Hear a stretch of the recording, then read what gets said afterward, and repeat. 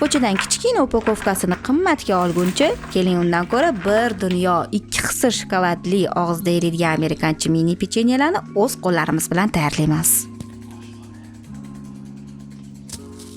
Demak, pechenye xamiri uchun idishga 200 gram xona haroratidagi yumshoq sariyog', pechenyelar pisochnii, mayin va og'izda eriydigan bo'lib chiqishiga sariyog' o'rni katta, men sifatli va mazali qaldiq sariyog'dan foydalandim. Sariyog'ga 80 gram shakar, 1 choy qoshiq vanilin shakari va 1 dona xona haroratidagi tuxumni solib ocharguncha menchikda ko'pirtiramiz.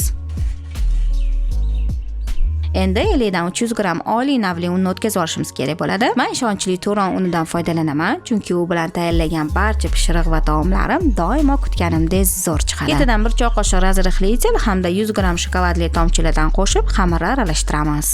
Tayyor xamir mana shunaqa yumshoq plastilinga o'xshagan bo'lishi kerak. Xamir ustini yopib, ozgina qotib muzlavaguncha sovitkichga 1 soat yoki muzxonaga yarim soatga olib qo'yamiz.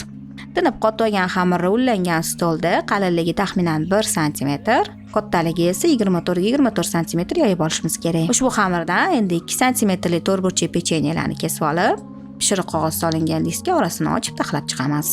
Pechenyelarimiz 180 darajada qizib turgan duxovkada 15, uzog'i 18 daqiqa pishiriladi. Pishib sovib olgan pechenyelarimiz 2 hissa shokoladli bo'lishi uchun tagiga eritilgan ozgina shokolad qo'yib, buni shokoladi qotib sovitkichga qo'yib turamiz.